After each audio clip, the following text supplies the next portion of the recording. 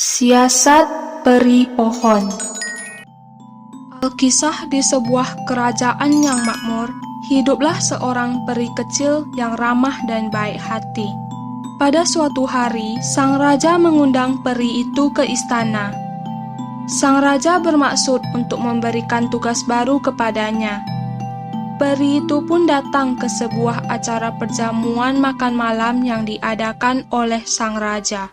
Akhirnya kau datang juga, Peri. Ada apa, Paduka Raja? Kenapa aku dipanggil ke istana? Aku punya tugas baru untukmu, wahai Peri. Tugas baru? Tugas apakah itu, Raja?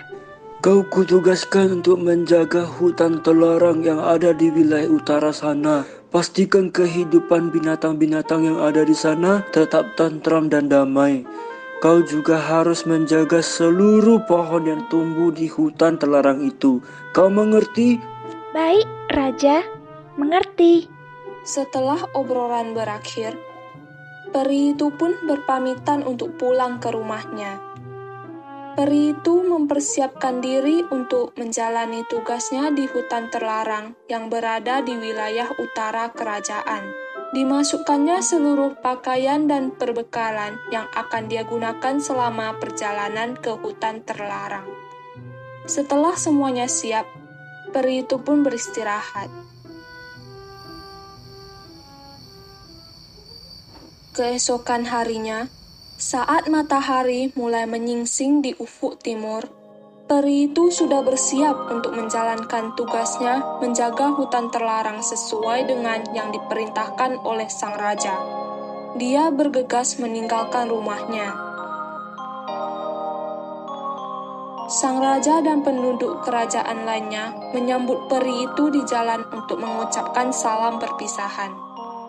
Selamat jalan, berhati-hatilah. Aku berharap kau bisa melaksanakan tugasmu ini dengan baik. Terima kasih, Raja. Saya pasti akan berusaha menjalankan tugas ini sebaik mungkin. Peri itu terus melakukan perjalanan menuju hutan terlarang yang berada di wilayah sebelah utara kerajaan. Menjelang tengah hari, peri itu akhirnya sampai di tujuan. Binatang-binatang penghuni hutan terlarang itu sudah menyambutnya di tepi hutan. Ternyata, mereka sudah mengetahui kabar kedatangan peri yang akan menjaga hutan tempat mereka tinggal. Si kancil menjadi binatang pertama yang menyambut peri itu. Selamat datang, Peri. Kami semua sudah menunggumu sejak tadi. Wah, terima kasih. Aku senang sekali disambut dengan hangat seperti ini oleh kalian semua. Mari ikut kami, Peri. Kami akan menunjukkan rumah yang akan menjadi tempat tinggalmu. Peri itu pun mengikuti para binatang penghuni hutan terlarang. Mereka membawa peri itu ke sebuah rumah sederhana di dalam hutan. Rumah itu sengaja dibangun oleh sang raja untuk menjadi tempat tinggal bagi para peri yang diberi tugas untuk menjaga hutan terlarang ini. Walaupun tak terlalu mewah, rumah itu cukup luas. Peri itu menatap rumah sederhana yang ada di depannya dengan takjub. Dua pohon dengan batang yang besar dan kokoh tumbuh dengan rindang di halamannya. Bunga-bunga yang indah juga tumbuh di halaman depan rumah itu. Wah, apakah ini rumah tempat tinggalku? Benar, Peri. Rumah ini akan menjadi tempat tinggalmu. Maka, semenjak hari itu, peri menempati rumah yang berada di tengah pohon itu. Setiap hari dia akan berkeliling hutan untuk memastikan kehidupan para binatang yang menghuni di hutan itu tidak terganggu. Dia juga mengecek setiap pohon yang tumbuh di hutan itu dengan cermat setiap harinya. Peri itu bahkan sering kali lupa waktu saat mengecek pohon-pohon yang tumbuh di sana. Hal itu membuat para penghuni hutan akhirnya memanggilnya sebagai peri pohon. Suatu hari, Salah satu penghuni hutan terlarang, yaitu si kancil yang sedang berjalan-jalan di tepi hutan, tak sengaja mendengar percakapan seorang penebang pohon. Penebang pohon itu sedang mengobrol dengan seorang pria. Mereka bermaksud ingin membangun sebuah jalan tol yang melewati hutan terlarang dan menebang pohon-pohon yang ada di hutan itu. Area ini akan dibangun jalan tol. Sebelum membangun jalan tol, kita harus membabat hutan ini dulu. Kau betul, kita harus secepatnya menebang pohon-pohon yang ada di hutan ini. Kalau begitu, aku serahkan tugas menebang pohon ini kepadamu. Lakukan dengan cepat, agar kita bisa segera membangun jalan tol. Baiklah, aku akan secepatnya menebang pohon-pohon yang ada di hutan ini. Si kancil yang mendengar obrolan penebang pohon itu segera berlari untuk menemui si peri pohon di rumahnya. Sesampainya di rumah si peri pohon, si kancil segera melaporkan obrolan para penebang pohon itu. Gawat peri, gawat. Ada apa, Kancil? Kenapa kau panik seperti itu? Gawat peri, aku melihat para penebang pohon akan datang menebang pohon-pohon di hutan ini. Mereka akan membangun jalan tol. Kita tidak boleh membiarkan hal itu terjadi peri. Kita harus menghalangi mereka dengan segala cara. Ya, kau betul, Kancil. Kita tidak boleh membiarkan pohon-pohon yang ada di hutan ini ditebang. Kalau begitu, aku tugaskan kau untuk mengumpulkan para binatang penghuni hutan ini sekarang juga. Kita akan mendiskusikan langkah apa yang harus kita ambil untuk menghentikan para penebang pohon itu. Si kancil segera melaksanakan tugas yang diberikan oleh si peri pohon. Dia mengundang seluruh penghuni hutan terlarang itu untuk berkumpul di rumah si peri pohon. Tak lama kemudian, para binatang penghuni hutan terlarang sudah berkumpul di sana. Kenapa kami semua dikumpulkan, wahai peri? Apakah terjadi sesuatu di hutan ini? Si kancil memberitahuku kalau ada 2 orang penebang pohon yang ingin menebang pohon-pohon di hutan ini. Mereka ingin membangun jalan tol. Aku memanggil kalian semua untuk mendiskusikan apa yang harus kita lakukan untuk menghentikan ulah para penebang pohon itu. Para binatang penghuni hutan terlarang saling pandang. Si kancil akhirnya memberikan saran untuk menyerang para penebang pohon itu sebelum mereka melancarkan aksinya. Aku punya usulan peri. Bagaimana kalau kita semua menyerang para penebang pohon itu di rumahnya? Aku tahu di mana rumah mereka. Jangan, sangat berbahaya kalau kita menyerang mereka. Para penebang pohon itu pasti memiliki senapan. Aku tidak akan membiarkan kalian terluka, karena aku telah diperintahkan oleh Sang Raja untuk melindungi kalian semua. Lalu bagaimana, peri? Apa yang harus kita lakukan? Begini saja, besok pagi aku akan mendatangi para penebang pohon itu. Aku akan berbicara secara baik-baik dengan mereka. Aku akan membujuk mereka untuk membatalkan niatnya yang ingin menebang pohon-pohon di hutan ini. Para binatang penghuni hutan terlarang setuju dengan usulan si peri pohon. Maka keesokan paginya, si peri pohon segera berangkat untuk menemui para penebang pohon. Si kancil yang memberitahu tempat tinggal para penebang pohon itu. Tak lama kemudian, peri pohon pun sampai di rumah para penebang pohon. Dia segera mengetuk pintu rumah itu dan salah satu penebang pohon itu pun keluar. Siapa kau? Mau apa kau datang ke rumahku? Halo, perkenalkan, aku adalah peri pohon. Aku yang ditugaskan oleh Sang Raja untuk menjaga hutan terlarang di sebelah utara sana.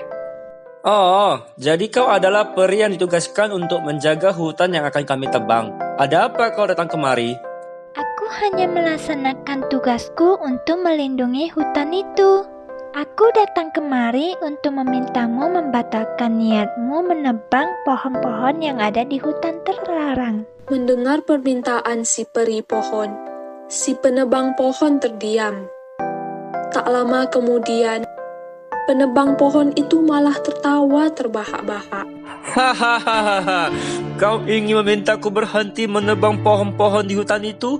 Jangan bermimpi, aku sudah merencanakan penebangan pohon-pohon di hutan itu sejak lama dan tak ada seorang pun yang bisa menghentikannya. Jadi sekarang lebih baik kau pulang saja, karena sampai kapanpun aku tidak akan membatalkan niatku untuk menebang pohon-pohon di hutan itu. Setelah berbicara seperti itu, si penebang pohon langsung menutup pintu rumahnya dengan keras. Peri pohon pun akhirnya terpaksa pulang kembali ke tempat tinggalnya yang ada di tengah hutan. Malam harinya, dia kembali mengumpulkan para binatang di rumahnya untuk membicarakan hasil pertemuannya dengan penebang pohon. Bagaimana peri? Apakah kau berhasil? Apakah mereka mau menghentikan niatnya untuk menebang pohon-pohon ini? Peri pohon menggeleng dengan lesu. Maaf, aku tidak berhasil membujuk mereka. Lalu bagaimana, Peri? Apa yang harus kita lakukan? Sudah ku bilang, lebih baik kita serang saja para penebang pohon itu di rumahnya. Pokoknya kita tidak boleh membiarkan mereka menebang pohon-pohon yang ada di hutan ini. Si Kancil betul, Peri. Kita serang saja para penebang pohon itu di rumahnya. Peri pohon tetap menolak usulan dari para binatang. Dia tidak ingin para binatang terluka karena memaksa menyerang para penebang pohon itu. Tidak, pokoknya aku tidak akan membiarkan kalian semua menyerang para penebang pohon itu di rumahnya. Terlalu berbahaya. Mereka memiliki senapan dan kalian semua bisa terluka. Kalian tak perlu khawatir, aku sudah punya siasat. Para binatang penghuni hutan terlarang keheranan mendengar pernyataan dari si peri pohon. Mereka tidak mengerti siasat apa yang dimaksud olehnya. Si peri pohon pun akhirnya menjelaskan sebuah siasat yang sudah disusunnya. Siasat? Siasat apa yang kau maksud, wahai peri? Iya, siasat apa yang kau maksud? Ternyata, setelah pulang dari rumah para penebang pohon itu, si peri pohon sempat mampir ke sarang lebah yang berada di salah satu pohon besar yang tumbuh di hutan terlarang. Peri pohon meminta bantuan Ratu Lebah untuk menghentikan para penebang pohon. Begini, sebelum aku pulang kemari, aku sempat menemui si Ratu Lebah di sarangnya yang ada di sebuah pohon besar di tepi hutan sana. Para penebang pohon itu pasti akan menebang pohon-pohon yang berada di tepi hutan terlebih dahulu. Aku meminta bantuan si Ratu Lebah untuk mengerahkan para prajurit lebah untuk menyengat para penebang pohon itu. Tapi Peri, tadi kau bilang kita tak boleh menyerang para penebang pohon itu karena mereka bisa saja melukai kita. Ya, aku melarang kalian untuk menyerang para penebang pohon itu karena ukuran tubuh kalian besar. Para penebang pohon itu bisa saja melukai kalian semua dengan senapan yang mereka punya. Tapi, para penebang pohon itu tidak mungkin bisa melukai pasukan lebah karena tubuh mereka yang sangat kecil. Bahkan lebih kecil dari peluru senapan yang dimiliki oleh para penebang pohon itu. Para binatang penghuni hutan terlarang menganggukkan kepalanya setelah mendengar penjelasan dari si peri pohon. Mereka mengakui siasat peri pohon itu memang sangat cerdik. Waktu yang ditunggu pun akhirnya tiba. Para penebang pohon sudah bersiap dengan gergaji besar yang akan digunakan untuk menebang pohon-pohon yang tumbuh di hutan terlarang. Sementara peri pohon dan para binatang penghuni hutan terlarang bersembunyi di balik semak-semak yang tak jauh dari sana. Ternyata perkiraan peri pohon benar. Para penebang pohon itu akan menebang sebuah pohon besar yang di dahannya terdapat sarang lebah terlebih dahulu. Ratu Lebah dan para pasukannya pun sudah bersiap untuk menyerang para penebang pohon. Saat para penebang pohon itu mendekati pohon besar yang di dahannya terdapat sarang lebah, peri pohon tiba-tiba menghampiri kedua penebang pohon itu. Mau apa lagi kau peri kecil? Kau sudah tidak bisa menghalangi kami untuk menebang pohon-pohon di hutan ini. Kau lihat sendiri kan, kami sudah membawa kapak yang tajam ini. Aku datang untuk memberikan peringatan terakhir kepada kalian semua.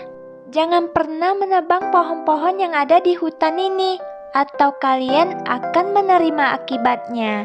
Hahaha, kami tidak takut dengan ancaman dari peri kecil sepertimu. Sekarang pergilah dan jangan ganggu pekerjaan kami. Benar, menyingkirlah, atau kaulah yang akan menerima akibatnya. Peri pohon pun menjauh dari tempat itu. Sementara para penebang pohon mulai mendekati sebuah pohon besar. Para penebang pohon itu tidak menyadari kalau di dahan pohon yang akan mereka tebang itu terdapat sebuah sarang lebah yang besar, dengan pasukan lebah yang sudah siap untuk menyerang mereka dengan sengatnya. Saat salah satu penebang pohon mulai mengayunkan kapaknya, Ratu Lebah langsung memberikan komanda kepada pasukannya untuk menyerang para penebang pohon itu. Serbu! Para prajurit lebah pun langsung meluncur mendekati para penebang pohon. Tanpa ampun mereka menyengat para penebang pohon itu di sekujur tubuhnya, di wajah, di tangan, dan juga di kaki. Para penebang pohon yang terkejut itu berusaha menghalau para lebah yang menyengat mereka. Tapi tentu saja hal itu sia-sia, karena jumlah pasukan lebah jauh lebih banyak dibanding mereka.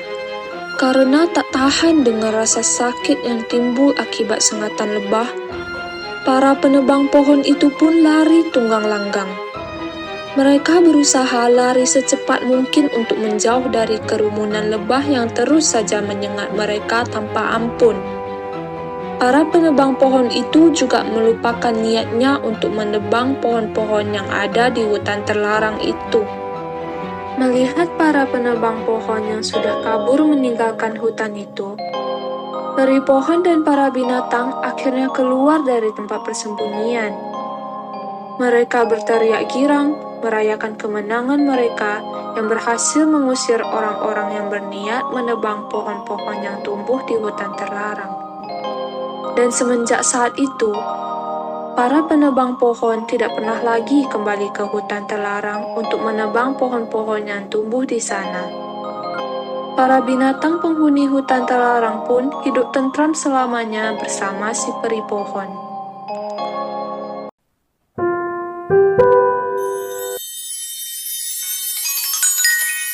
Dua gadis kembar yang suka berbohong.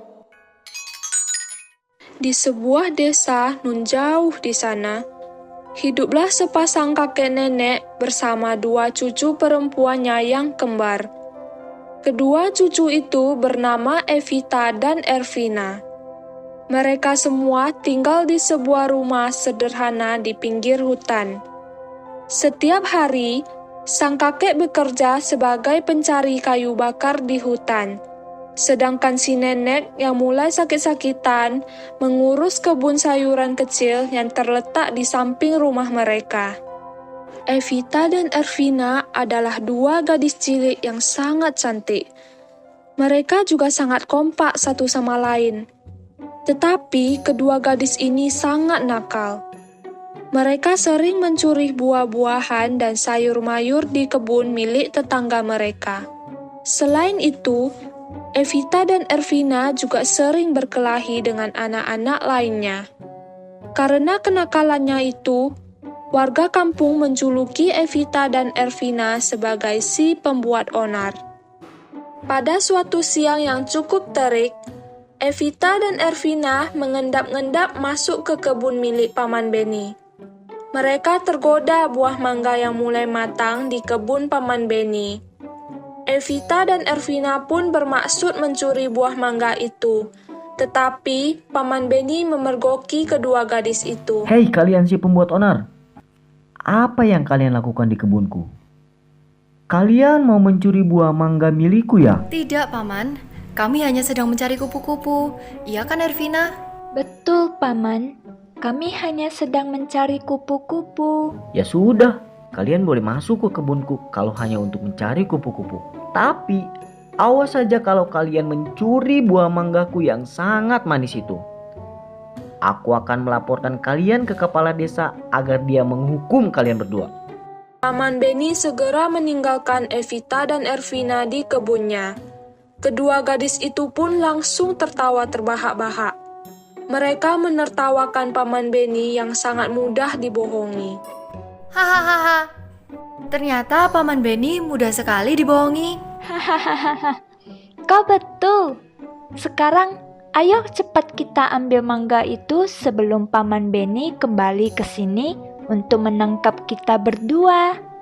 Maka kedua gadis kembar itu pun cepat-cepat mengambil buah mangga yang mulai matang. Setelah mendapat cukup banyak buah mangga, mereka cepat-cepat keluar dari kebun milik Paman Beni. Begitulah tabiat buruk Evita dan Ervina. Selain suka mencuri dan berkelahi dengan anak-anak lainnya, Evita dan Ervina juga suka berbohong. Suatu hari, nenek Evita dan Ervina jatuh sakit dan hanya bisa terbaring lemah di ranjangnya. Kakek Evita dan Ervina pun mengajak kedua gadis itu untuk berdiskusi. Kita harus segera mengobati nenek. Tapi bagaimana caranya, Kek? Nenek kalian harus minum ramuan herbal yang diberi madu. Kita harus berbagi tugas.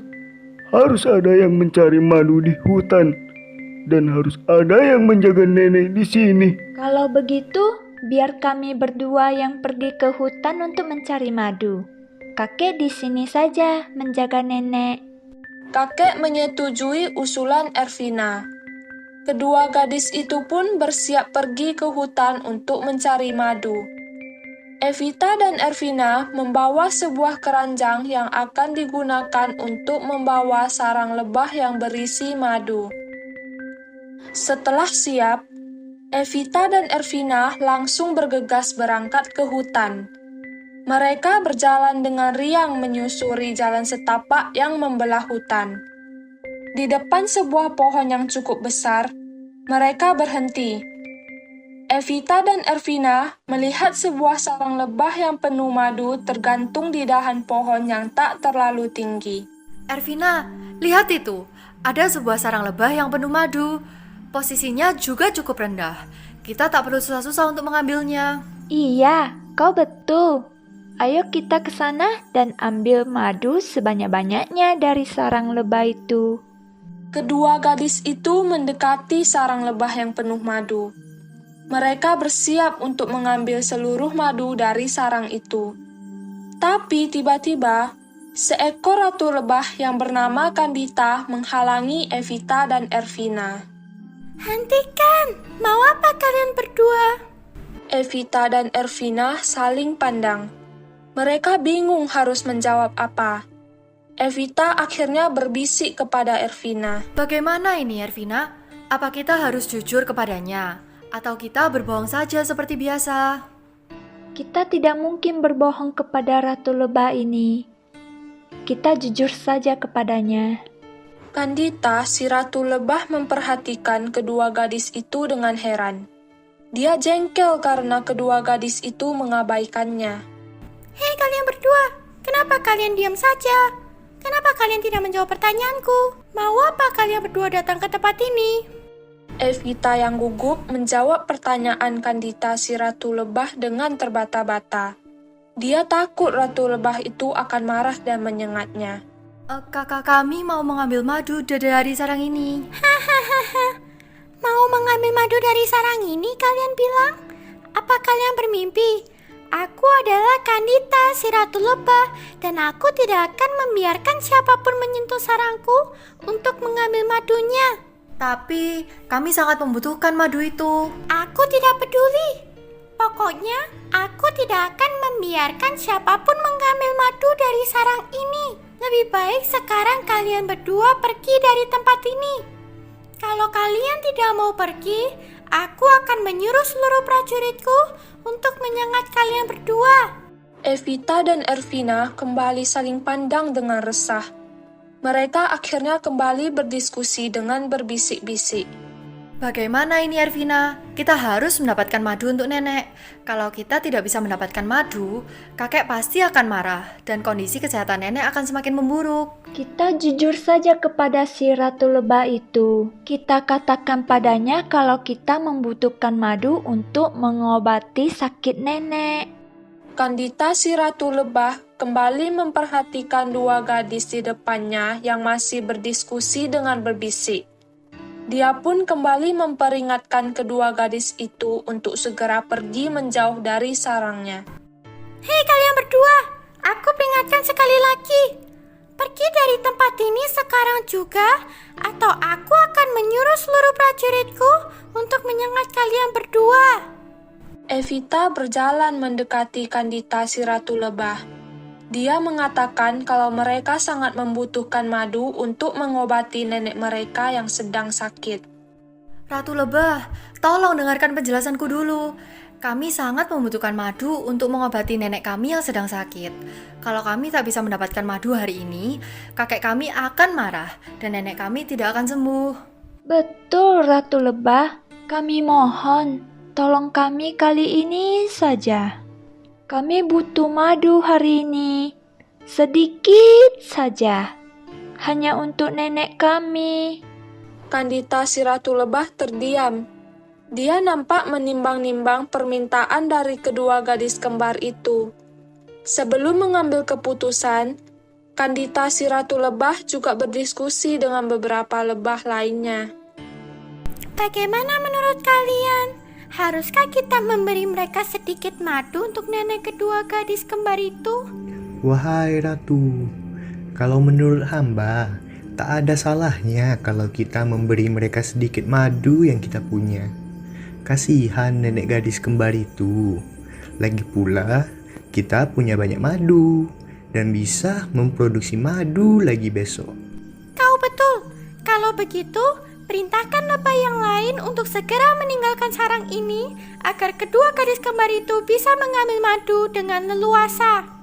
Evita dan Ervina berusaha mendengarkan diskusi para lebah, tapi mereka tak bisa mendengar apapun. Akhirnya, Kandita si Ratu Lebah kembali mendekati kedua gadis kembar itu. Hai kalian berdua, aku sudah berdiskusi dengan seluruh prajuritku dan aku sudah memutuskan untuk memberi kalian madu. Mendengar ucapan dari Kandita si Ratu Lebah, Evita dan Ervina tersenyum sumringah. Mereka senang karena akhirnya bisa mendapatkan madu untuk nenek mereka. Tapi kalian jangan senang dulu. Aku punya satu syarat yang harus kalian tepati. Apapun syaratnya, kami pasti siap untuk menepatinya, wahai Ratu Lebah. Baiklah kalau begitu, syaratnya adalah kalian hanya boleh mengambil setengah madu dari sarang ini. Ingat, hanya setengah. Kalau kalian mengambil lebih dari itu, bahkan hanya setetes saja, kalian akan menerima akibatnya. Baiklah, Ratu Lebah. Kami berjanji hanya akan mengambil setengah saja dari sarang ini. Kami pasti akan menepati syarat yang kau tetapkan. Kalau begitu, aku akan menyuruh seluruh prajurit lebah untuk segera meninggalkan sarang ini agar kalian bisa mengambil madu dengan leluasa. Terima kasih Ratu Lebah, terima kasih banyak. Kami pasti akan selalu mengingat kebaikanmu. Kandita si Ratu Lebah segera menyuruh seluruh prajurit lebah untuk bersiap meninggalkan sarang itu. Sebelum pergi, Kandita si Ratu Lebah kembali berpesan kepada Evita dan Ervina. Ingat, kalian hanya boleh mengambil setengah dari madu yang ada di sarang ini saja. Aku dan prajuritku akan menunggu di tepi hutan sana. Kalian berdua harus menemuiku kalau sudah selesai. Mengerti? Baiklah Ratu Lebah, kami mengerti. Setelah itu, Kandita si Ratu Lebah segera pergi dari tempat itu bersama seluruh prajurit lebah lainnya. Sementara, Evita dan Ervina bergegas mendekati sarang lebah yang sudah ditinggalkan oleh para lebah itu untuk mengambil madunya.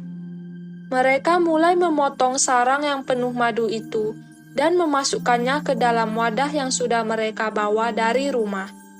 Saat sudah mendakan madu setengah dari yang ada di sarang itu, pikiran nakal Evita muncul.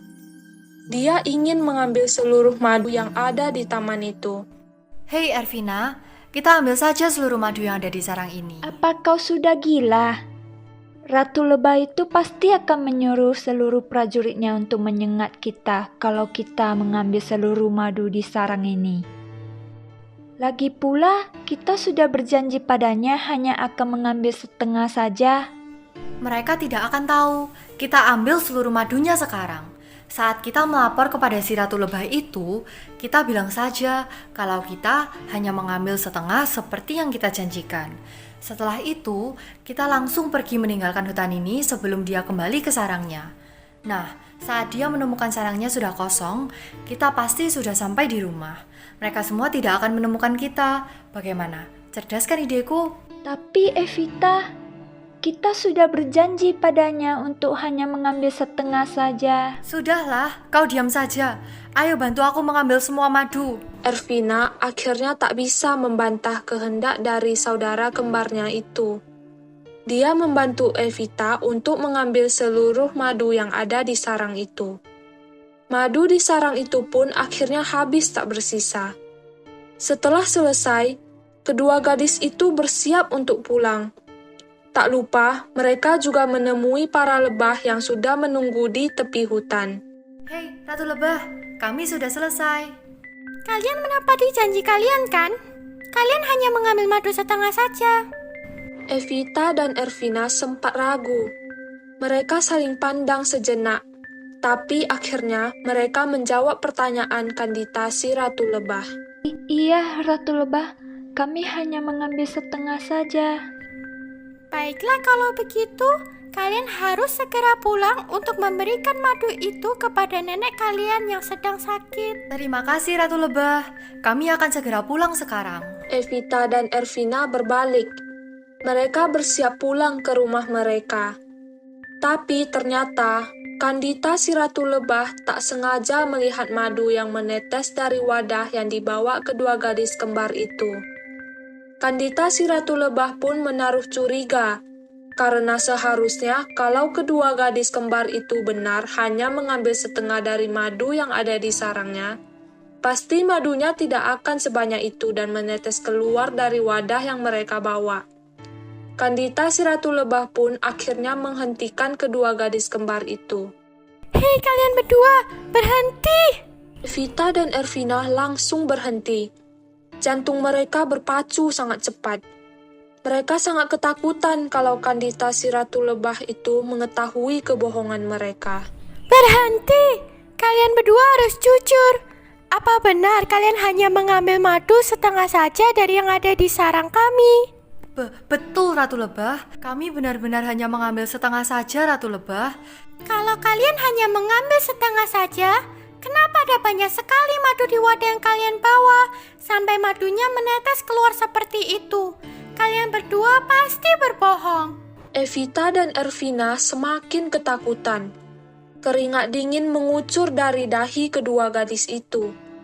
Mereka berdua berusaha berkilah agar bisa secepatnya pergi dari tempat itu. Kami benar-benar hanya mengambil setengah saja Ratu Lebah. Kami harus pulang sekarang. Nenek kami sudah menunggu. Tapi Kandita si Ratu Lebah melarang kedua gadis itu untuk pergi. Dia memerintahkan Evita dan Ervina menunggu di tempat itu sementara seekor prajurit lebah disuruhnya untuk memeriksa sarang mereka. Hai prajurit! Periksa sarang kita sekarang juga. Dan kalian berdua, tetaplah di sini sampai prajuritku kembali. Kalau memang kalian terbukti hanya mengambil madu setengah saja dari yang ada di sarangku, aku akan membiarkan kalian pulang. Si prajurit lebah akhirnya melaksanakan perintah dari Kandita si Ratu Lebah. Dia memeriksa sarang mereka dan menemukan kalau sarang itu telah kosong tanpa madu setetes pun. Dengan segera dia kembali menemui Kandita si Ratu Lebah untuk melapor. Lapor, mereka berbohong pada kita, Ratu. Mereka telah mengambil seluruh madu yang ada di sarang kita dan tak menyisakannya walaupun hanya setetes. Mendengar laporan dari prajuritnya, Kandita si Ratu Lebah pun marah. Dia lalu menyuruh seluruh prajuritnya untuk menyengat kedua gadis kembar yang telah berbohong itu. Seluruh prajurit lebah itu pun melaksanakan perintah yang diberikan oleh Kandita si Ratu Lebah.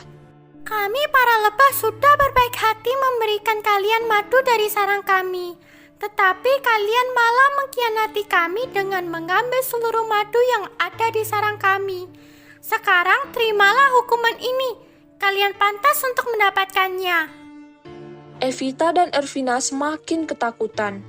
Mereka juga mulai menangis karena para prajurit lebah mulai menyengat tubuh mereka. Mereka akhirnya mengakui kesalahannya dan meminta maaf kepada para lebah.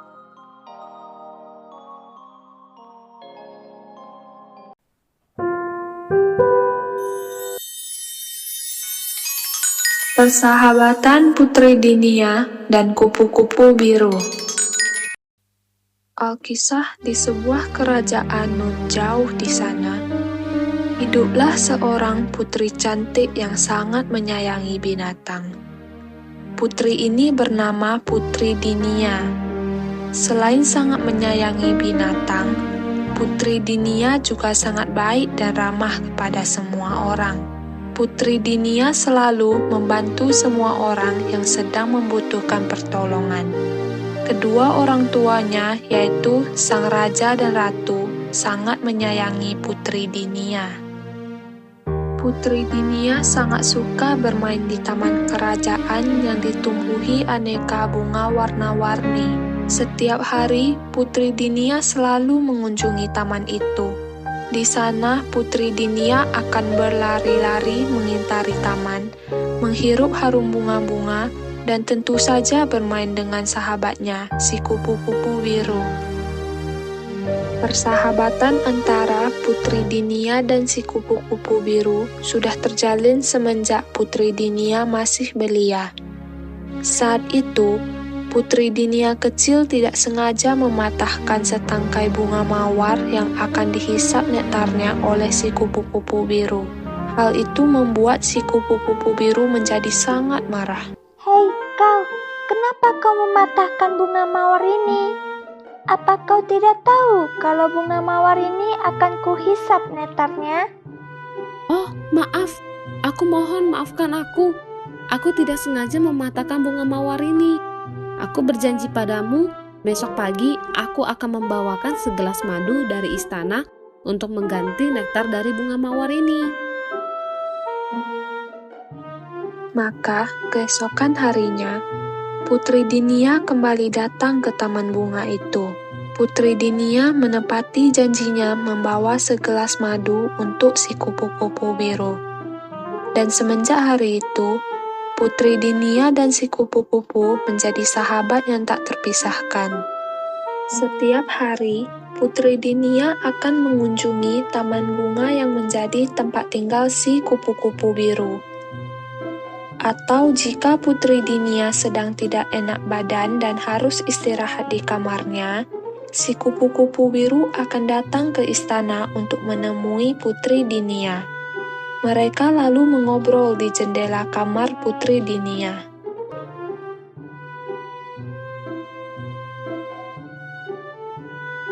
Pada suatu siang yang terik, ayah Putri Dinia mendatangi taman bunga yang menjadi tempat tinggal si kupu-kupu biru. Sang raja datang bersama para pengawalnya untuk melihat-lihat taman bunga itu. Sang raja memiliki keinginan menggusur taman bunga itu untuk dijadikan peternakan. Sejujurnya taman ini sangat indah.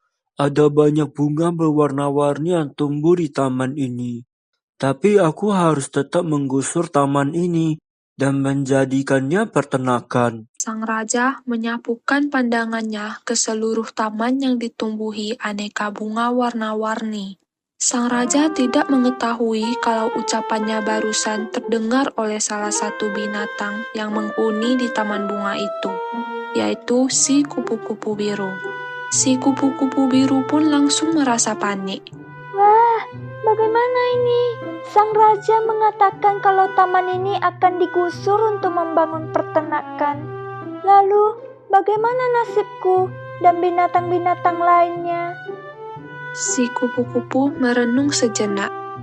Dia memikirkan cara untuk menghalangi sang raja yang ingin menggusur taman bunga tempat tinggalnya. Akhirnya, dia pun menemukan sebuah ide. Aha, aku punya ide. Aku akan mendatangi Putri Dinia dan meminta tolong padanya untuk membujuk sang raja. Ya, aku harus pergi ke istana sekarang juga. Si kupu-kupu biru langsung terbang menuju istana. Tak lama kemudian, si kupu-kupu biru sudah sampai di depan jendela kamar Putri Dinia. Seperti biasa, dia akan mengetuk kaca jendela itu sebanyak 3 kali. Tak lama kemudian, Putri Dinia pun membuka jendela kamarnya. Dia keheranan melihat sahabatnya si kupu-kupu biru sudah berada di luar jendela. Hai kupu-kupu biru, ada apa? Kenapa kau datang menemuiku di siang hari yang terik begini? Aku ingin meminta tolong padamu, Putri. Meminta tolong? Mari masuk, kita bicarakan di kamarku saja. Si kupu-kupu biru pun memasuki kamar Putri Dinia yang luas dan megah. Putri Dinia lalu duduk di tempat tidurnya dan kembali melanjutkan obrolannya dengan si kupu-kupu biru. Kau mau meminta tolong untuk apa, wahai kupu-kupu biru? Si kupu-kupu biru pun akhirnya menceritakan tentang obrolan sang raja di taman bunga yang tadi didengarnya. Begini, Putri. Tadi aku tidak sengaja mendengar obrolan sang raja di taman bunga. Sang raja bermaksud untuk menggusur taman bunga tempat tinggalku untuk dijadikan peternakan. Apa kau bilang? Ayahku ingin menggusur taman bunga tempat tinggalmu. Benar, Putri. Itulah sebabnya aku datang kemari. Aku ingin meminta tolong padamu untuk membujuk sang raja agar dia mau membatalkan niatnya itu. Aku mohon tolong lindungi taman bunga itu, Putri. Aku dan binatang yang lain tidak tahu harus pergi kemana jika taman bunga itu benar-benar digusur untuk dijadikan peternakan. Baiklah kupu-kupu, aku akan menolongmu. Aku akan membujuk ayahku agar ia membatalkan niatnya itu.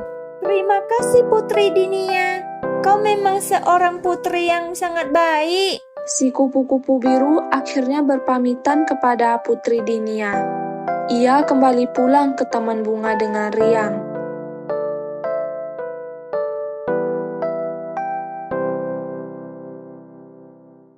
Malam harinya, selepas makan malam, Putri Dinia mengajak sang raja untuk mengobrol.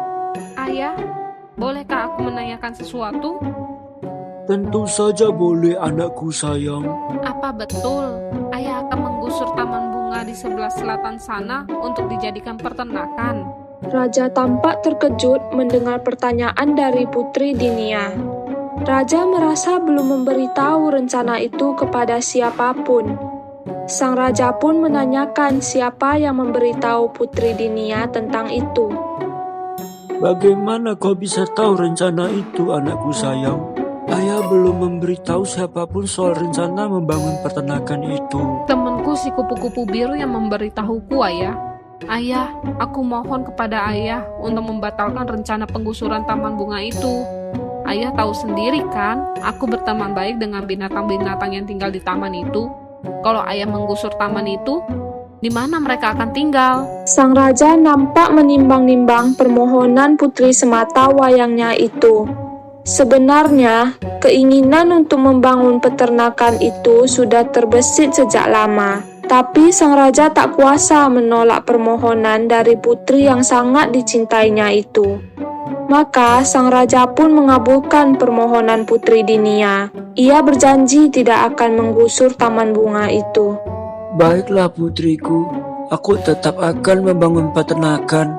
Tapi aku akan membangun peternakan itu di tempat lain. Aku berjanji padamu, taman bunga yang indah itu akan tetap ada selamanya. Mendengar ucapan sang raja, Putri Dinia pun langsung memeluknya. Tak lupa, dia juga mengucapkan terima kasih kepada ayahnya. Terima kasih, Ayah. Aku sayang sekali pada Ayah.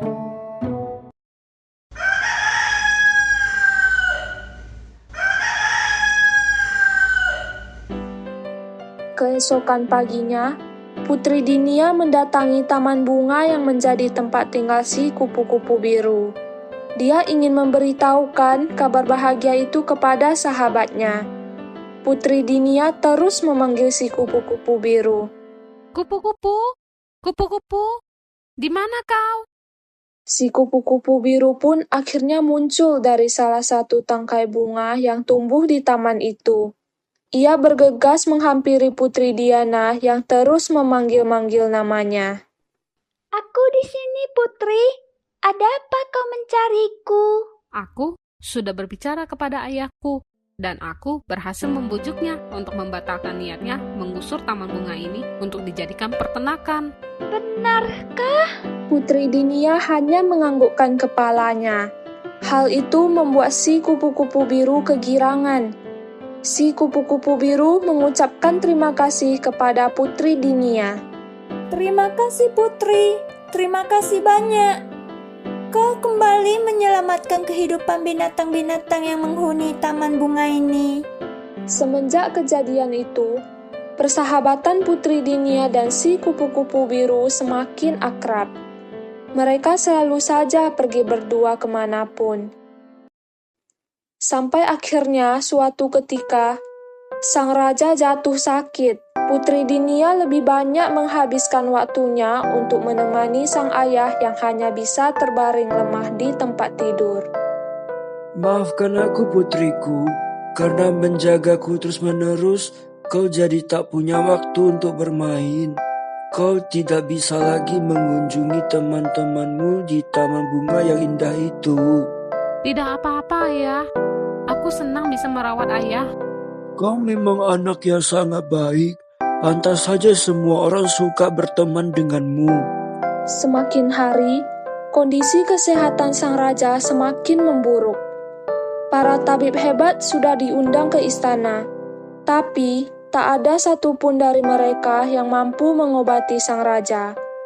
Hal itu membuat Putri Dinia semakin merasa sedih. Pada suatu malam yang dingin, Putri Dinia bermimpi dalam tidurnya. Dalam mimpi itu, Putri Dinia bertemu dengan seorang misterius. Orang itu memberitahu Putri Dinia kalau penyakit yang diderita oleh sang raja hanya bisa diobati menggunakan ramuan mawar biru.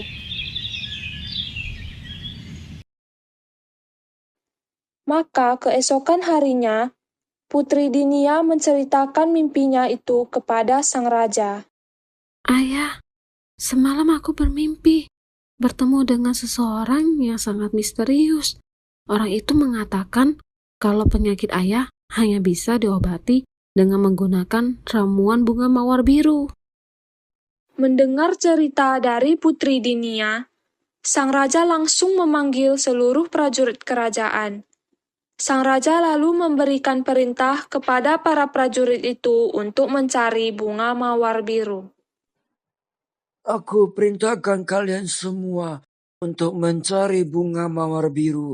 Aku tidak peduli dimanapun tempatnya. Kalian harus menemukan bunga mawar biru itu dan segera membawanya kemari.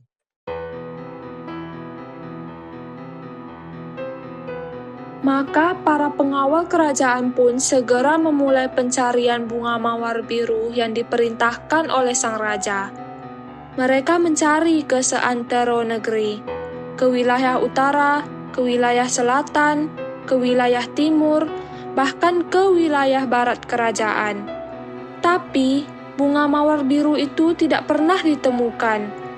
Para pengawal itu pun kembali pulang dengan perasaan muram. Ampuni kami, Raja. Kami sudah mencari ke seantero negeri ini. Kami sudah mencari ke selatan, ke utara, dan ke timur. Kami bahkan sudah mencari ke wilayah barat kerajaan ini. Tapi bunga mawar biru itu masih belum berhasil kami temukan.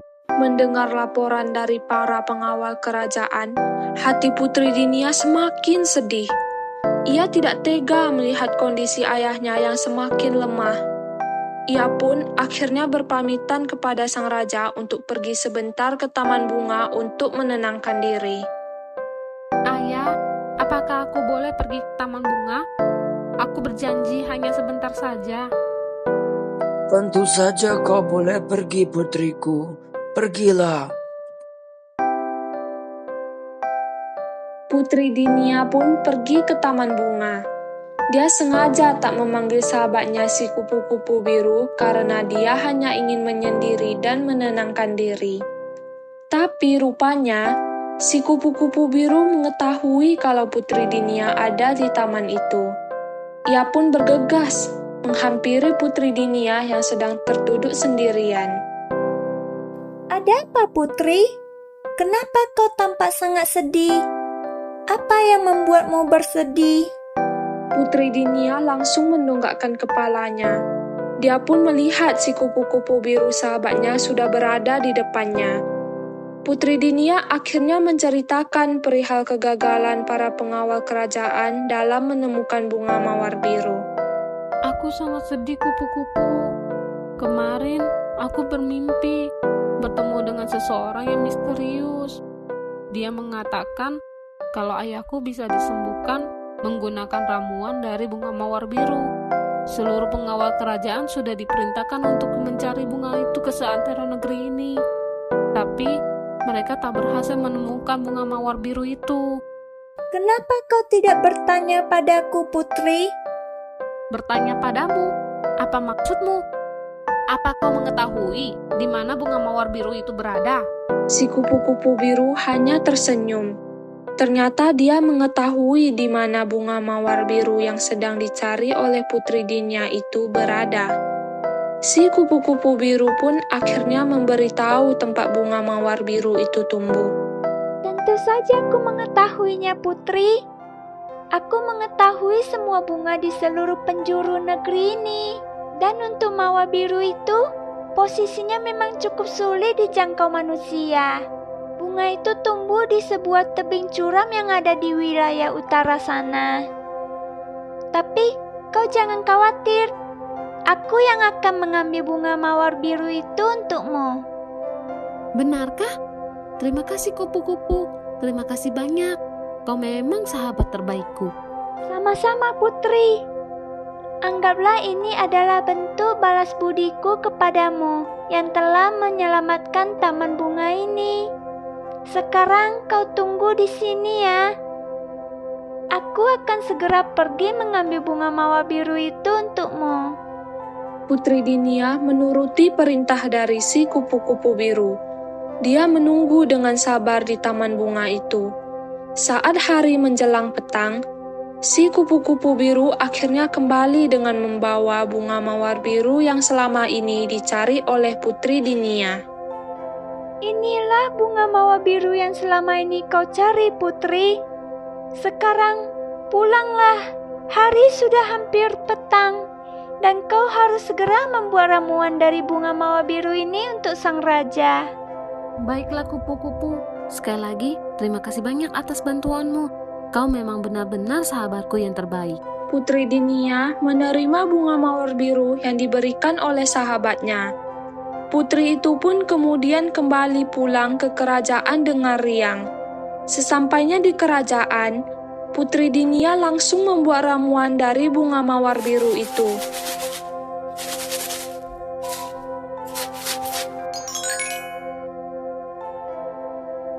Dan setelah ramuannya siap, Putri Dinia mendatangi kamar ayahnya untuk memberikan ramuan itu kepada sang raja.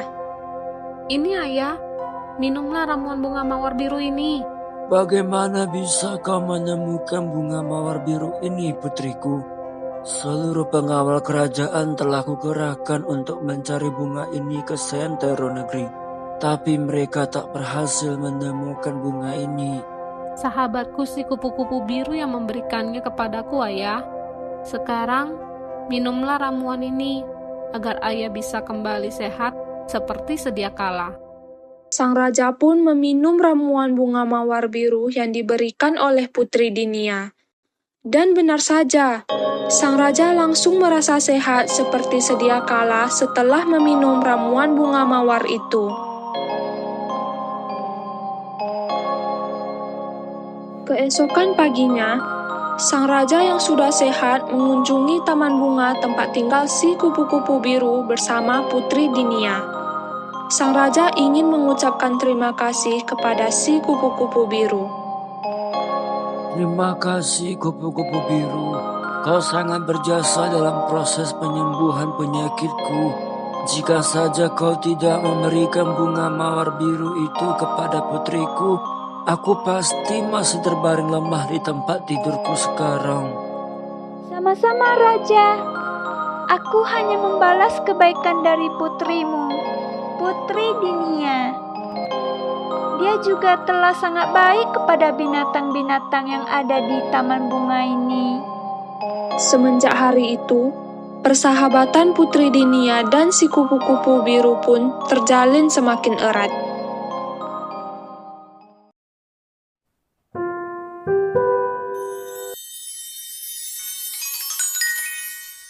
Petualangan Pangeran Arga. Alkisah di sebuah kerajaan nun jauh di sana, hiduplah seorang raja tampan dan bijaksana bernama Ibra. Raja Ibra sedang menunggu kelahiran putranya yang pertama. Ia terus saja mondar-mandir di depan kamar sang permaisuri.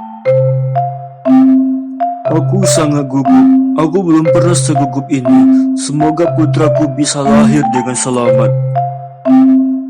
Sementara di dalam kamar, sang permaisuri akhirnya berhasil melahirkan seorang bayi lelaki mungil yang sangat tampan.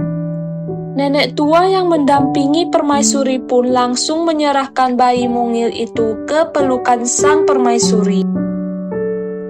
Permaisuri lalu mengeluarkan sebuah gelang dari saku pakaiannya dan segera memakaikannya ke tangan putra kecilnya. Kau sangat tampan, putraku.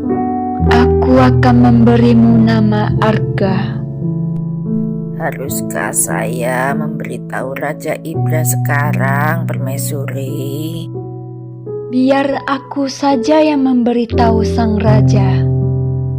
Aku ingin memberi kejutan kepadanya. Kau pulang saja ke rumahmu sekarang, Nek. Si nenek tua pun menuruti perintah sang permaisuri. Dia sengaja keluar dari pintu yang lain agar tak bertemu Raja Ibra yang sedari tadi sudah menunggu di luar kamar. Permaisuri dengan perlahan turun dari ranjang untuk menemui Raja Ibra. Bayi kecilnya yang sedang tertidur itu dibiarkan sendirian di atas tempat tidur. Saat membuka pintu kamarnya, sang permaisuri tak menemukan Raja Ibra di depan pintu. Ternyata, Raja sedang makan di ruang makan karena dia sangat kelaparan setelah menunggu kelahiran putra sulungnya seharian. Permaisuri pun menyusul Raja Ibra ke meja makan. Permaisuri, kenapa kau bisa ada di sini? Apa anak kita telah lahir? Ya, Raja. Putra kita sudah lahir dengan selamat. Dia sangat tampan sepertimu. Aku memberinya nama Arga. Kalau begitu, ayo kita temui putra kecil kita. Aku sudah tidak sabar ingin menggendong putra kita. Raja Ibra segera menuntun sang permaisuri kembali ke kamar. Mereka berjalan dengan perlahan dan hati-hati sambil sesekali tersenyum bahagia. Sesampainya di kamar, Raja Ibra dan sang permaisuri sangat terkejut karena putra kecil mereka sudah tak ada di atas tempat tidur. Permaisuri langsung berteriak memanggil-manggil putra kesayangannya itu sambil menangis.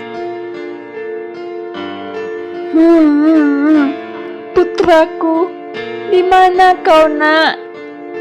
Raja Ibra langsung memanggil seluruh pengawal kerajaan untuk mencari putra kecilnya.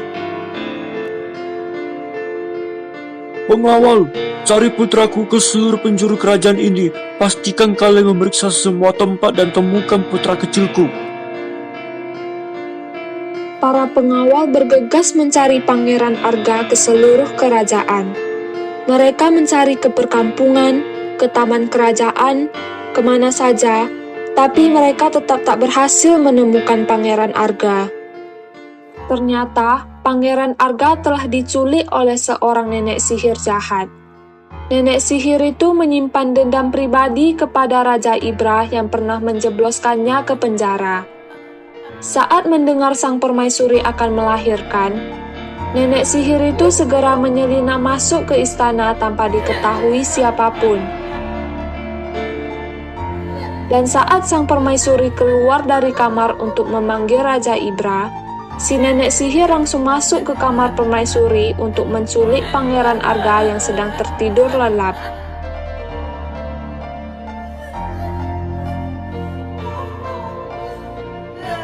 Tak lama setelah itu, si nenek sihir yang membawa Pangeran Arga ke tepi sebuah hutan. Di sana, dia bermaksud untuk menghabisi nyawa bayi mungil itu. Aku akan membalaskan dendamku melalui kau, bayi kecil. Pangeran Arga yang terbangun karena kaget langsung menangis dengan kencang.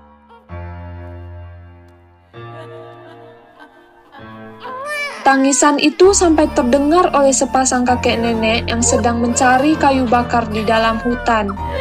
Kedua kakek nenek itu segera mencari, dan akhirnya mereka menemukan si nenek sihir sudah bersiap untuk menghabisi Pangeran Arga. Berhenti. Teriakan nenek tua itu mengagetkan si nenek sihir. Dia pun langsung menghentikan niatnya. Kakek nenek tua itu lalu mendekati si nenek sihir dan Pangeran Arga yang masih menangis. Kenapa kau ingin membunuh bayi kecil itu? Aku menyimpan dendam kepada Raja Ibra. Bayi mungil adalah putra pertamanya dan aku akan membalaskan dendamku kepadanya melalui bayi mungil ini. Aku akan membuatnya menderita seperti dia yang dulu juga membuatku menderita di penjara. Kau sudah cukup membuat raja dan permaisuri menderita dengan menculik putra kesayangannya ini. Tolong biarkan bayi kecil ini tetap hidup. Dia tidak membuat kesalahan apapun. Si nenek sihir terdiam sejenak. Dia menimbang-nimbang ucapan si kakek tua. Si nenek sihir kemudian berkata, Kau betul. Bayi kecil ini memang tidak bersalah. Tapi aku akan tetap menghabisinya karena aku tidak mungkin merawatnya. Kalau begitu, biar kami saja yang merawat bayi kecil itu. si nenek sihir nampak memikirkan permintaan si nenek tua. Dia sempat ragu untuk memberikan bayi kecil itu kepada mereka berdua. Tapi akhirnya, Pangeran Arga diserahkan juga kepada kakek dan nenek tua itu. Baiklah, aku akan menyerahkan bayi ini kepada kalian berdua. Tapi kalian juga harus berjanji kepadaku. Pastikan bayi ini tidak akan pernah menyentuh istana untuk selama-lamanya. Si kakek dan nenek tua saling pandang. Mereka ragu dengan syarat yang diajukan oleh si nenek sihir. Tapi demi menyelamatkan bayi mungil itu, mereka pun akhirnya menyanggupi syarat yang diajukan oleh si nenek sihir. Baiklah, kami setuju. Maka sejak saat itu, Pangeran Arga kecil dirawat oleh sepasang kakek nenek tua di sebuah rumah yang sangat sederhana di tepi hutan.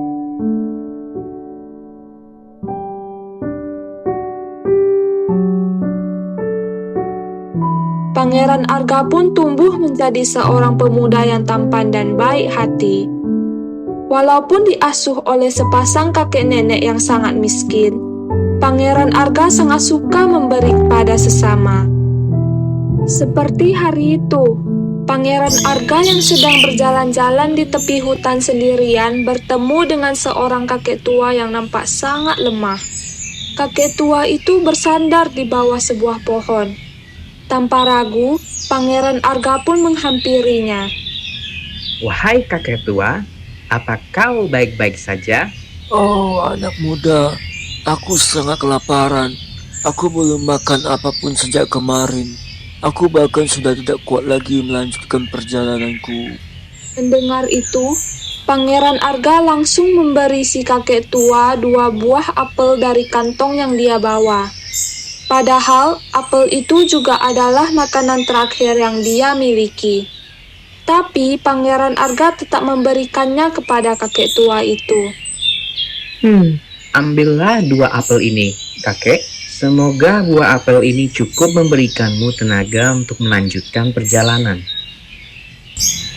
Terima kasih anak muda, terima kasih banyak. Suatu hari, kakek dan nenek memanggil Pangeran Arga ke meja makan.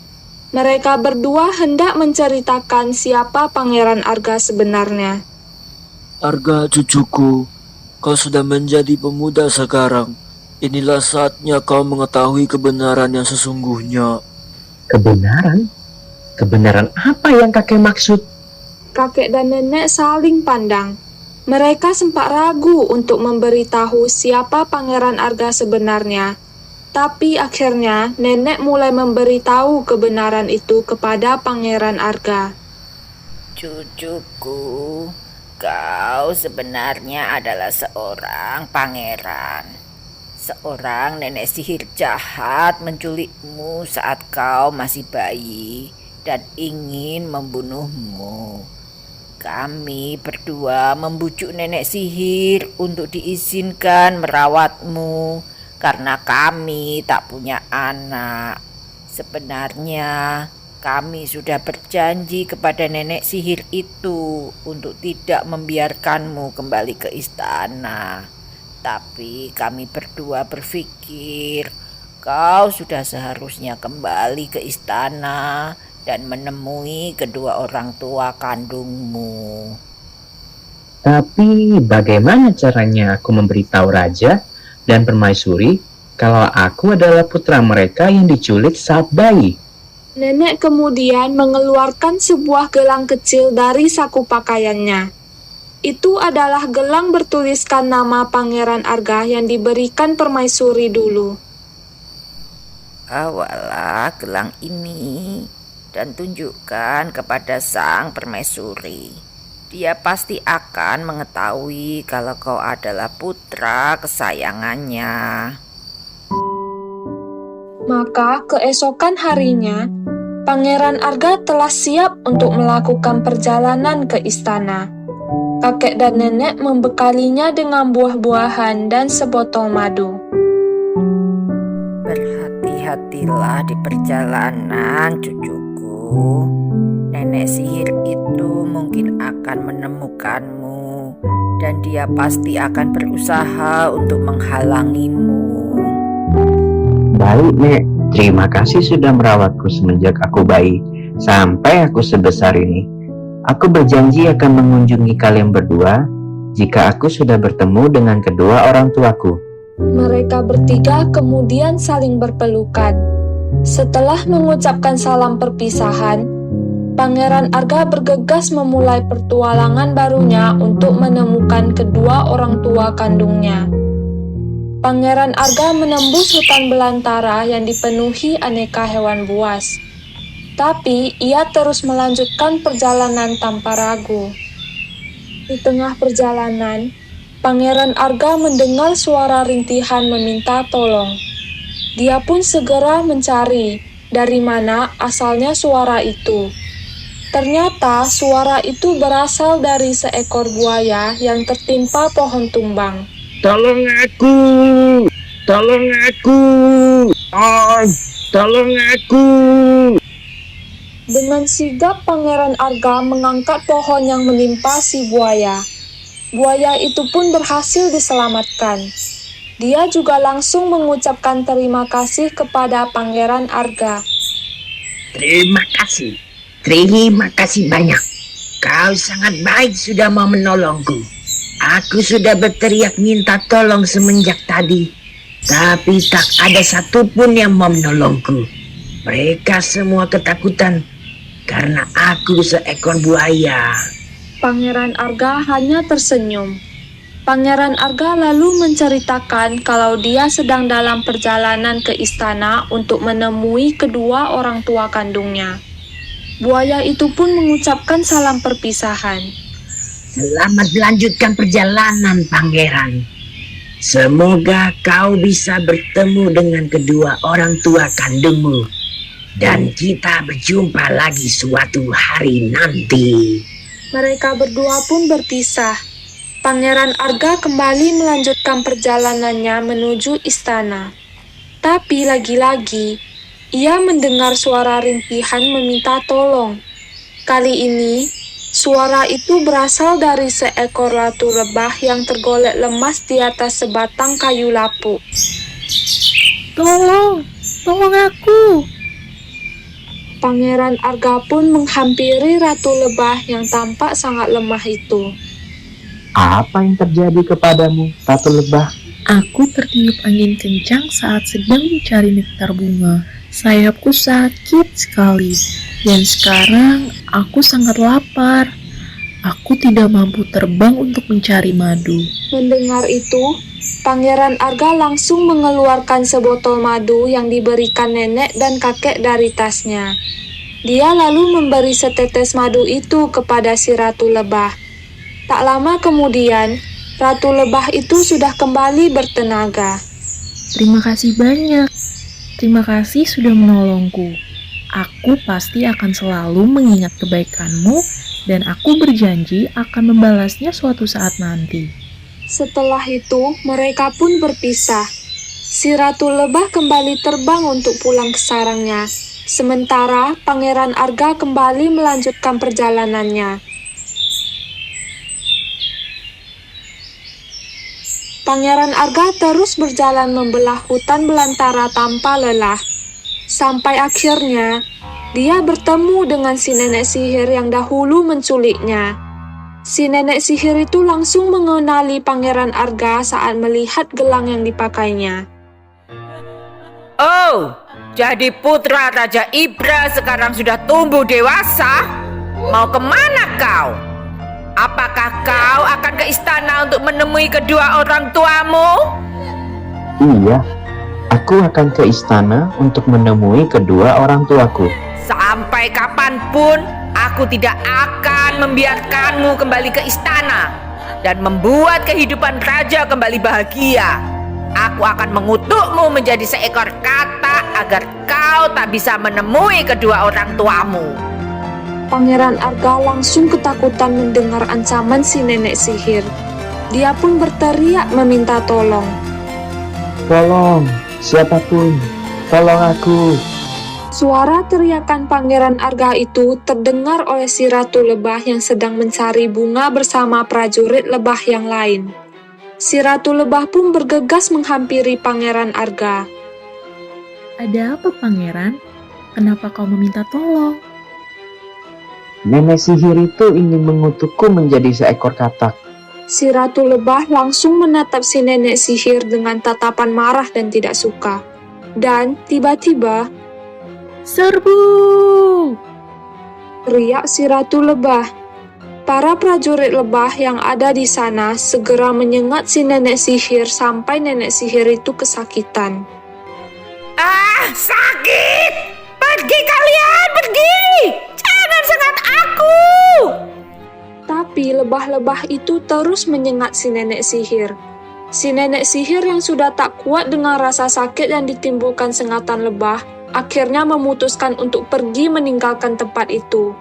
Pangeran Arga pun mengucapkan terima kasih kepada Ratu Lebah. Terima kasih, Ratu Lebah. Kau sudah menyelamatkanku. Sudah kubilang, aku akan selalu mengingat kebaikanmu dan membalasnya suatu hari nanti. mereka kembali berpisah dan Pangeran Arga kembali melanjutkan perjalanannya ke istana. Setelah cukup lama berjalan, Pangeran Arga akhirnya sampai di gerbang istana. Di sana, dia meminta izin kepada penjaga gerbang istana untuk menemui Raja Ibra dan Permaisuri. Tapi para pengawal melarangnya.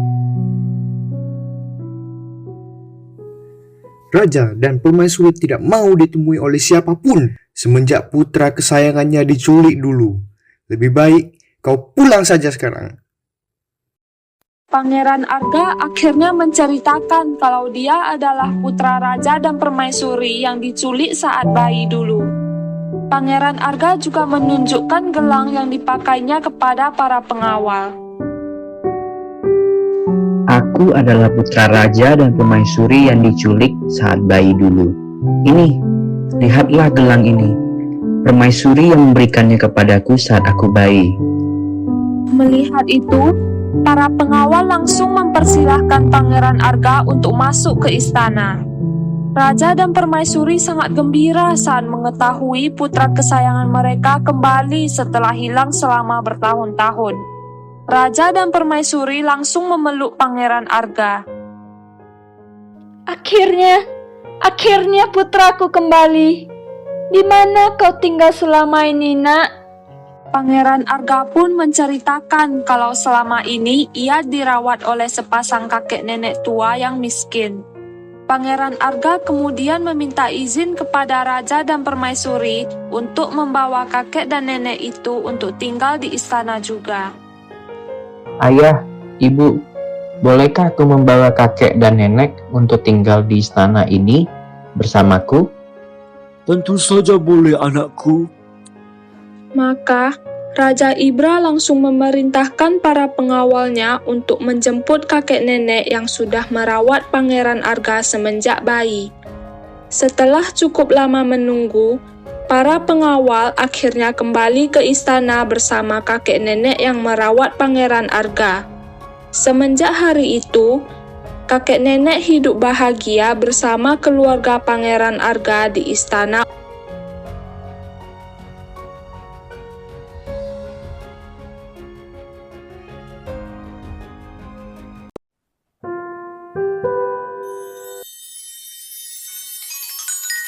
Kisah Putri Penyendiri dan Lebah Baik Hati. Di sebuah kerajaan nun jauh di sana, hiduplah seorang putri cantik dan baik hati bernama Karini. Kedua orang tuanya, yaitu Raja dan Permaisuri, sangat menyayanginya. Putri Karini dikenal sebagai putri yang sangat ramah dan suka membantu orang lain. Hal itu membuat Putri Karini tidak hanya disayangi oleh sang raja dan permaisuri, tapi juga oleh seluruh rakyat kerajaan. Setiap kali keluar dari istana untuk berjalan-jalan, Putri Karini selalu menyapa orang-orang yang ditemuinya di jalan. Selamat pagi, Paman. Selamat pagi, Putri. Selamat pagi, Nek. Oh, hai. Selamat pagi, Putri Karini yang cantik. Begitulah Putri Karini. Dia selalu menyapa siapa saja yang ditemuinya dengan ramah. Tidak peduli apakah orang yang ditemuinya adalah bangsawan atau rakyat biasa. Tapi kemudian, sifat Putri Karini tiba-tiba berubah sejak ibundanya meninggal dunia. Sejak sang permaisuri meninggal, Putri Karini berubah menjadi seorang putri yang pemurung dan tidak bersemangat. Putri Karini juga menjadi jarang berjalan-jalan keluar istana dan tak pernah menyapa para penduduk kerajaan lagi. Hal itu membuat para penduduk juga menjadi enggan untuk menyapa sang putri. Suatu pagi saat sedang sarapan bersama dengan Putri Karini di ruang makan, sang raja menyampaikan kalau ia merasa sedih melihat Putri Karini yang terus-terusan murung sejak sang permaisuri meninggal. Anakku sayang, kenapa kau terus-terusan murung seperti itu?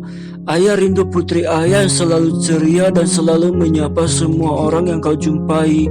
Kenapa kau sekarang sangat berubah seperti ini, anakku sayang? Aku tidak berubah, Ayahanda. Aku masih Putri Karini yang dulu. Rakyat kerajaan inilah yang telah berubah, karena sekarang aku sudah tidak memiliki ibu. Mereka tidak mau lagi menyapaku seperti dulu saat aku memiliki ibu. Mereka semua sudah tidak menyayangiku lagi sekarang. Saya tetap menyayangimu, anakku sayang. Kaulah yang berubah. Kau menjadi pemurung dan tidak mau lagi menyapa orang-orang yang kau temui sekarang. Mendengar ucapan ayahnya itu, Putri Karini langsung berhenti makan. Ia lalu meninggalkan meja makan dan keluar dari istana.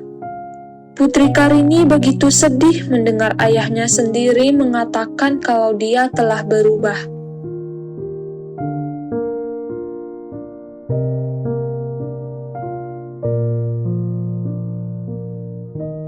Putri Karini terus berjalan meninggalkan istana dan tak lama kemudian, ia sampai di tepi sebuah danau yang lokasinya tak terlalu jauh dari istana. Di tepi danau itu, Putri Karini langsung menumpahkan seluruh kesedihannya. Ia menangis terseduh-seduh.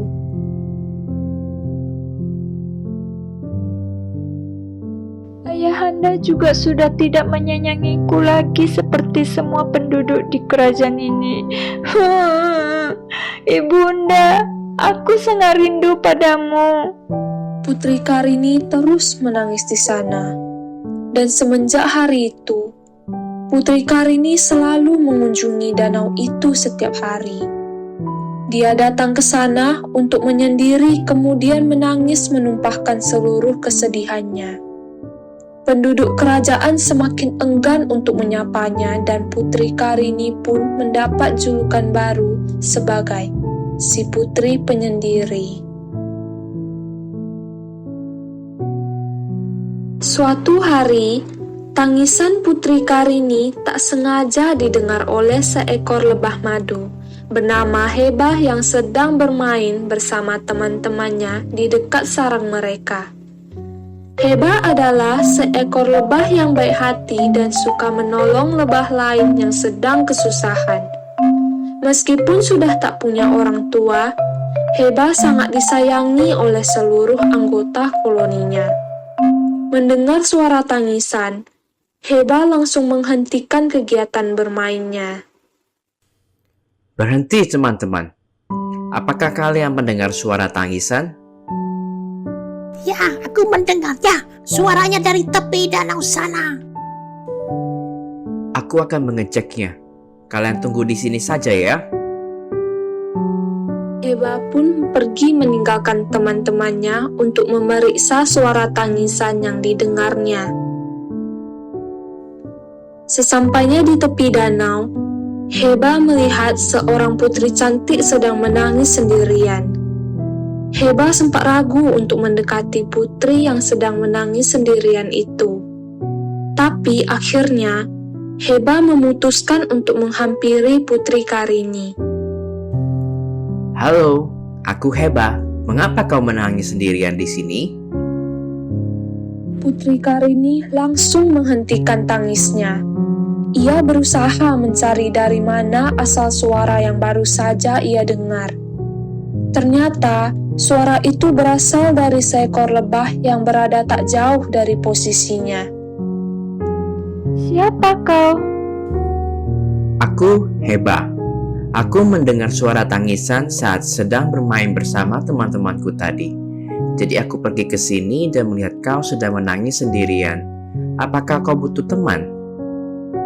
Tidak, aku tidak butuh teman. Aku hanya ingin sendirian. Jadi, tolong tinggalkan aku sekarang juga. Tapi... Aku bilang pergi sekarang juga. Teriakan Putri Karini membuat Heba langsung pergi meninggalkan tempat itu. Heba kembali ke tempat teman-temannya bermain tadi. Teman-teman Heba langsung menanyakan Heba tentang suara tangisan yang mereka dengar tadi. Bagaimana Heba? Kau sudah menemukan siapa yang menangis tadi?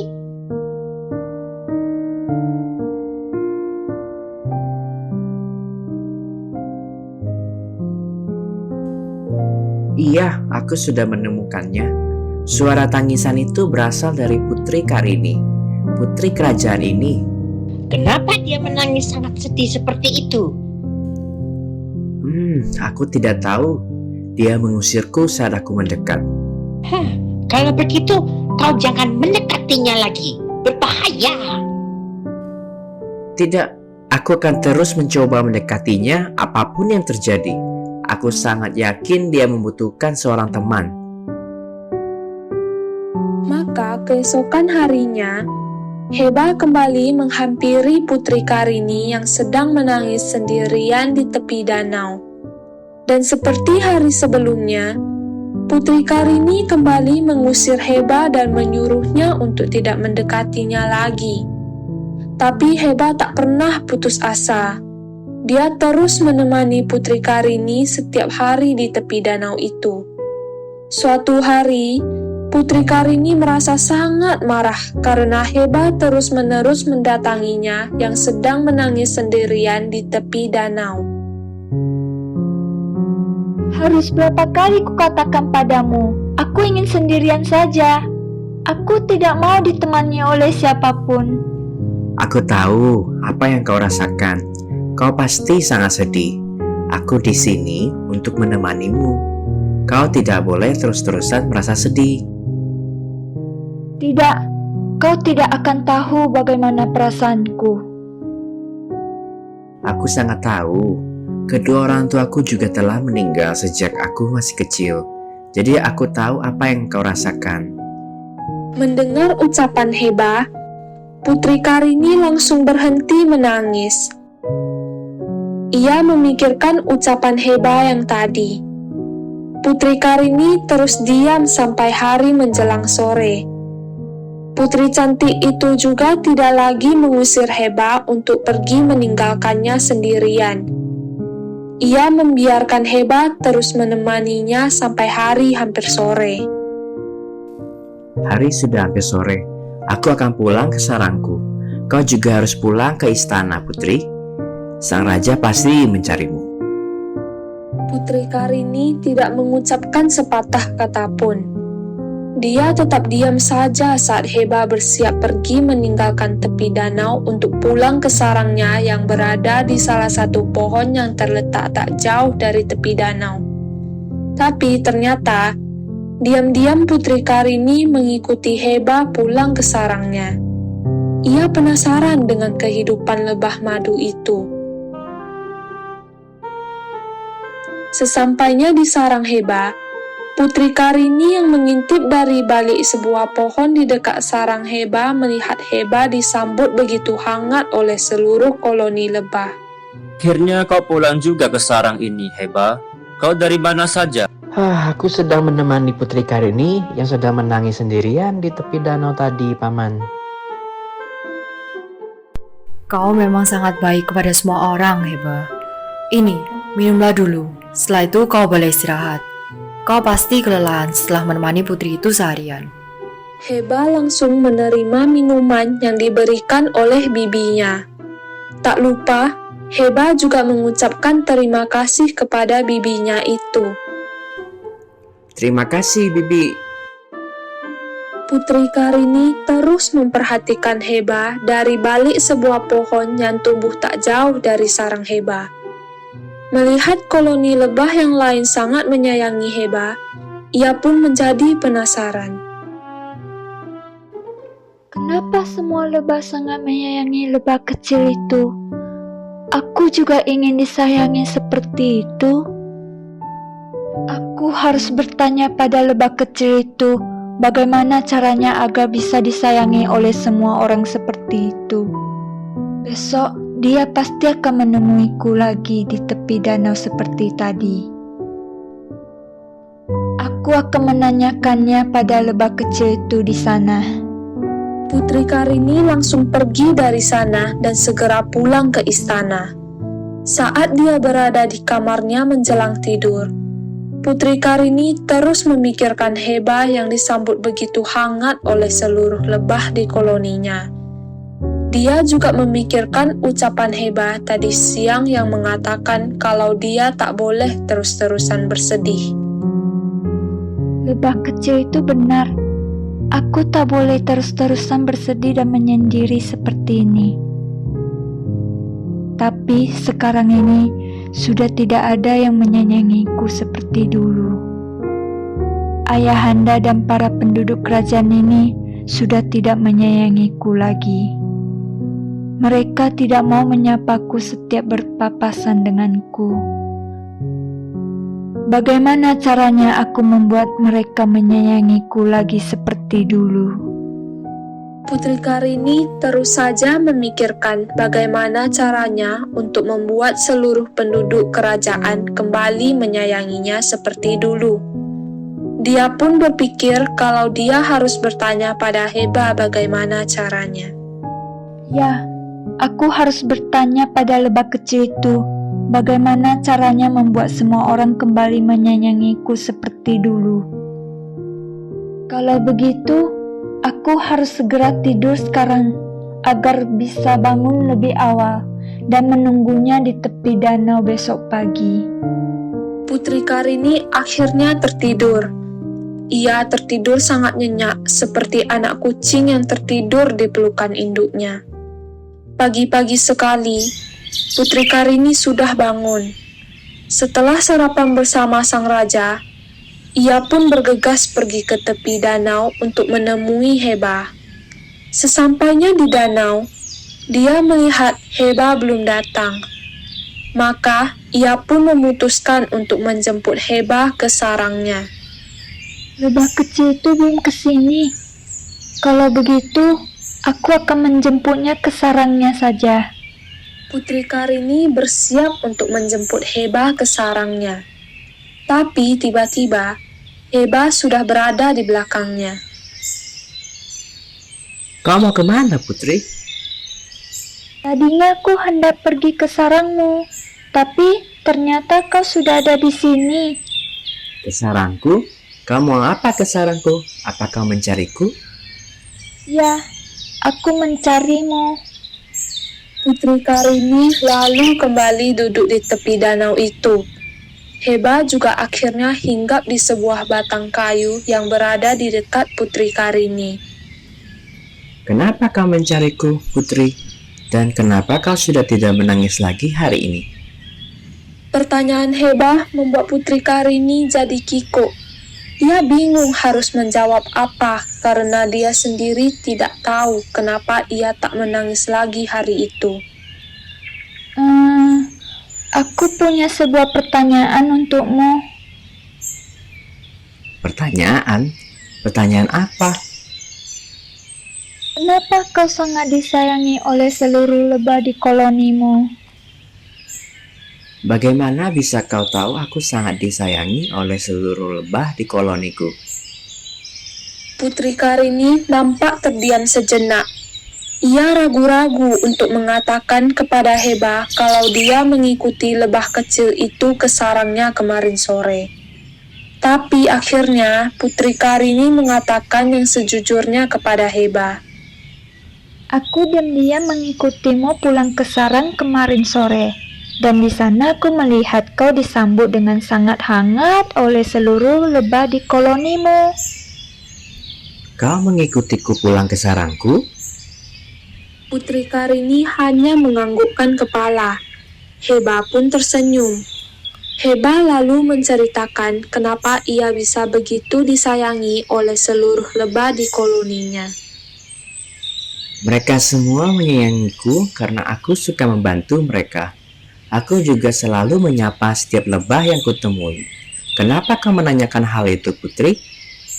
Tidak, aku hanya penasaran saja.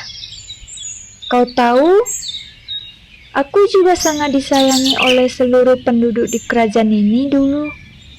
Tapi, semenjak ibundaku meninggal, Mereka sudah tak menyayangiku lagi.